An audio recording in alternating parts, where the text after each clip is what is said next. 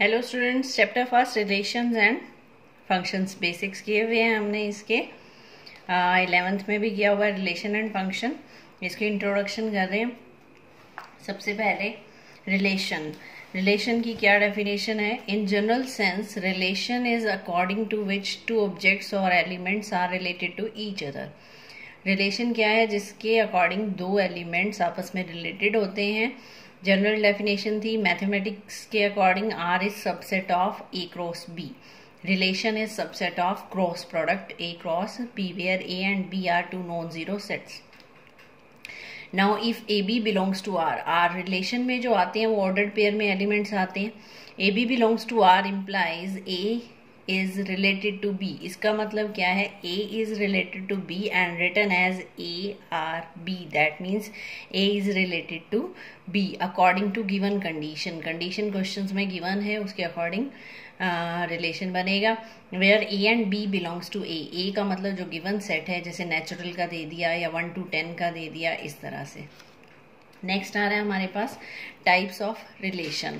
सबसे पहले आ रहा है एम्प्टी रिलेशन। टाइप्स में एम्प्टी रिलेशन में क्या है? Relation R in the set A is called empty relation if no element of A is related to any element of A. A का कोई भी एलिमेंट खुद से रिलेटेड नहीं है, that is R is equal to five subset of A cross A.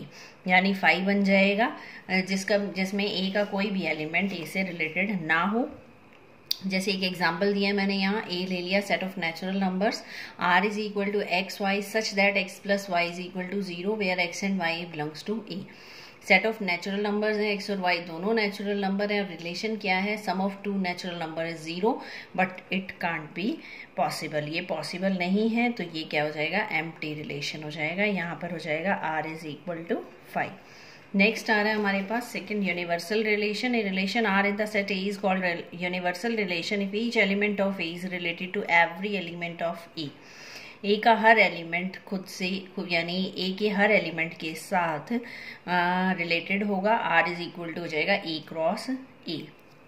Are हो जाएगा आपका ए क्रॉस ए, यानी सारे एलिमेंट्स इसमें आ जाएंगे यूनिवर्सल सेट में। Both the empty relation and universal relation are sometimes called trivial relations। इनको कई बार हम क्या कह देते हैं? trivial relations।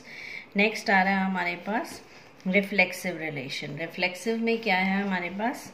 A relation R is said to be reflexive if A belongs to R for all A belongs to A. यानी कोई भी सेट ए का एलिमेंट लेते हैं आप, कोई भी एक एलिमेंट ले लिया, ए बिलोंग्स टू ए। ए का मतलब क्या है? कैपिटल ए का मतलब जो गिवन सेट है उसका कोई भी एलिमेंट ले लिया तो ए बिलोंग्स टू आर, यानी सेम आइडेंटिटी भी कह सकते हैं इसको। आइडेंटिटी में भी यही होता है हमारे पास, ए बिलोंग्स टू आर। तो यहाँ जैसे सेट एग्जांपल दिया मैंने, ए लिया 1 2, रिलेशन नया 1 1 2 2 1 2 2 1।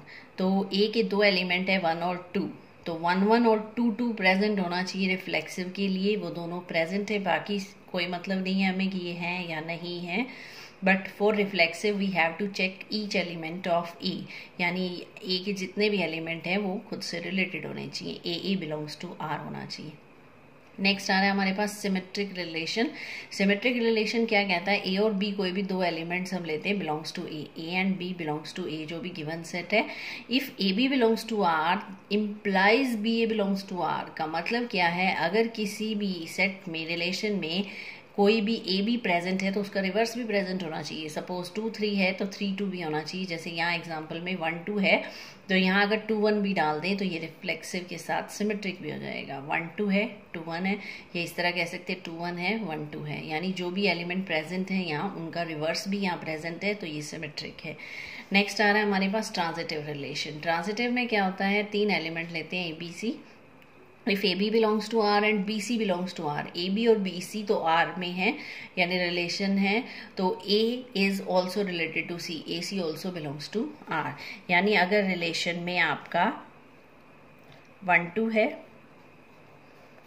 2 3 है, तो 1 3 भी होना चाहिए। अगर 1 3 भी है तो ये बन जाएगा ट्रांजिटिव, यानी 1 2 2 3 देन 1 3 ऑल्सो। ए बी और बी सी है तो ए सी भी होना चाहिए। इक्विवेलेंस रिलेशन में क्या होता है, R is said to be in equivalence relation if it is reflexive, symmetric and transitive. अगर ये रिफ्लेक्सिव, सिमेट्रिक और ट्रांजिटिव तीनों हो जाएंगे तो ये इक्विवेलेंस रिलेशन हो जाएगा। एग्जाम्पल लिया है यहाँ हमने, एक ले लिया सेट 1 2 3 रिलेशन बनाया। सबसे पहले रिफ्लेक्सिव के लिए क्या क्या होना चाहिए, 1 1 2 2 3 3 ये एलिमेंट्स आ गए। अब 1 2 है सिमेट्रिक के लिए तो 2 1 होना चाहिए, इसी तरह 2 3 है तो 3 2 होना चाहिए। तो 3 2 नहीं है तो इसका मतलब ये सिमेट्रिक नहीं है। ट्रांजिटिव चेक करते हैं, 1 2 है यहाँ पर, 2 3 है, इन दो को चेक करते हैं, 1 2 और 2 3 है तो क्या होना चाहिए, 1 3 होना चाहिए, 1 3 इज ऑल्सो प्रेजेंट। इसका मतलब ये रिफ्लेक्सिव और ट्रांजिटिव है। नेक्स्ट आ रहा है एक्सरसाइज 1.2 की इंट्रोडक्शन।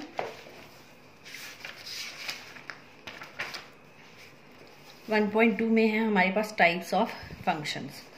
सबसे पहले फंक्शन की डेफिनेशन ऑलरेडी 11th में कर चुके हैं वैसे हम ये। f is a mapping from x to y। Function f is a mapping from x to y in which each element of x is associated with unique element of y। x का हर element y के unique element के साथ related होगा तो it is a function. अब type of function में आ रहा है हमारे पास सबसे पहले 1 1 फंक्शन। 1 1 फंक्शन में क्या होता है हमारे पास, ये function f x to y is defined to be 1 1 और इंजेक्टिव। 1 1 को क्या कहते हैं, इंजेक्टिव फंक्शन पे कहते हैं। The images of distinct elements of x under f are distinct, यानी different elements of x should have different images। अगर आपको 1 1 चेक करना है तो आपको क्या चेक करना पड़ेगा, डिफरेंट एलिमेंट्स की डिफरेंट इमेजेस होनी चाहिए। Said to be 1 1 if different elements of x have different images in y. For example यहाँ पर इसका एक और सेंस है, ये तो था आपको डिफरेंट इमेजेस चेक करनी है। प्रूफ में कैसे करते हैं, x1 x2 belongs to x for all. आपने कोई भी दो एलिमेंट लिए x1 x2, जहाँ पर इमेज सेम है, f of x1 equal to f of x2 है, और अगर आप x1 equal to x2 show कर देते हैं तो it is 1 1, otherwise it is called many one. यहाँ एग्जाम्पल है, जैसे डिफरेंट एलिमेंट्स हैं तो डिफरेंट इमेजेस हैं। स्मॉल ए की कैपिटल ए, स्मॉल बी की कैपिटल बी, स्मॉल सी की capital C. So this is 1 1 function because different elements have different images. This is many one function because 1 and 2 have same image, that is A. So this is not 1 1. Next आ रहा है onto function। onto को subjective भी कहते हैं। f x to y is said to be onto function if every element y belongs to y has a pre-image x in x।